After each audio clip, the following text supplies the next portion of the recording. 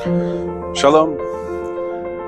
In last week's Parsha, we met a very special individual. At the very end of the Parsha, it left us at the moment, the height of the tension of the story.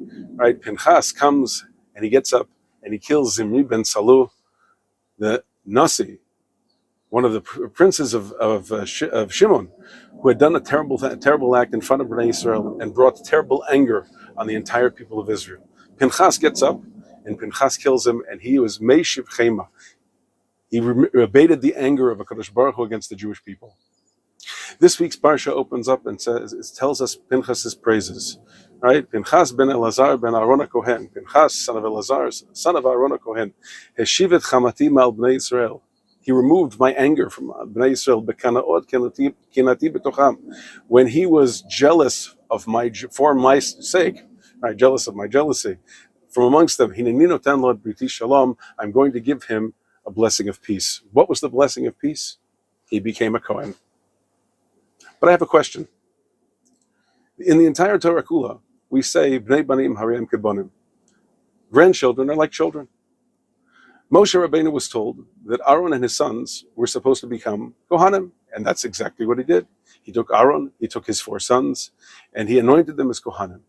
Pinchas was already alive at the time, but for some reason he was left out. Why? Wasn't he a son of Aaron HaKohen? Rashi does say that it was because he was already born.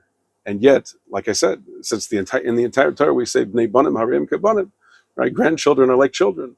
If that's the case, why wasn't Pinchas included? In addition, I think there's another issue that needs to be addressed, and that's why does the Parsha open up and say Pinchas ben Elazar ben Aaron HaKohen? It gives his entire yichus. He's the son of Elazar. He's the son of Aaron HaKohen. Why did it do that? So Rashi gives one answer, and Rashi says that it's to tell us because there were late Sanei Hador. There were people that said that Pinchas isn't really such a tzaddik, because not only did he have a grandfather named Aaron, he had a grandfather named Yitro, and they wanted to say that the azus, right, the act, the haughtiness of getting up and doing the act that he did, didn't come from Aaron HaKohen, but rather it came from Yitro. So therefore, the Torah comes along and it says Pinchas ben Elazar ben Aaron HaKohen. It's coming to tell you that he's a son of Aaron. This act that he did came from the power of Aaron. Yet there's another interpretation which I feel that we can take from the Yalkut Shimoni, which answers both of these questions. The Yalkut Shimoni says, Pinchas ben Elazar ben Aaron HaKohen, right? Yavo, Kohen ben Kohen, Kanai ben Kanai, Meshiv Chema ben Meshiv Chema, V'itolet Chelko, right? A Kohen, son of a Kohen. A person who's jealous for Hashem, son of a jealous person for Hashem. A person who's Meshiv Chema, who abates the anger of HaKadosh Baruch Hu, like Aaron HaKohen did in the end of Parshas Korach.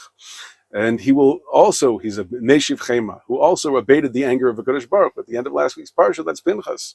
And he'll now get his reward. I think that what the Yalkut Shimoni here is trying to say as follows.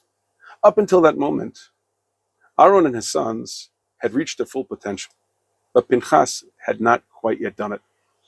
And therefore, Kadosh Baruch Hu waited until Pinchas had the opportunity to take what was buried inside of him, the power, the potential, the talent, and take it from the pneumius, from the internal, and make it into reality. Pinchas was given the opportunity. He was the only one that remembered the halacha.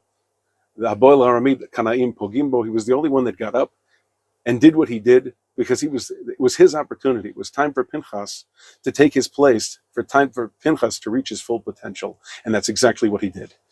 Pinchas ben Elazar ben Aaron HaKohen, once he achieved his full potential, once he became a Meshiv Chema, ben Meshiv Chema, a person who abates Hashem's anger, son of a person who abates Hashem's anger, that's when he was fit to become a Kohen himself. And that's why HaKadosh Baruch Hu gave the Ben Bun, right, the grandson of Aaron, who was like a son, that's why at that moment he became a Kohen. This teaches us a very powerful lesson for all of us. There isn't a single individual in this world who doesn't have tremendous ability and tremendous power to make a difference in life. But the question is, how many of us are going to pick ourselves up and do something about it? How many of us are going to take what we have in potential inside and bring it to reality?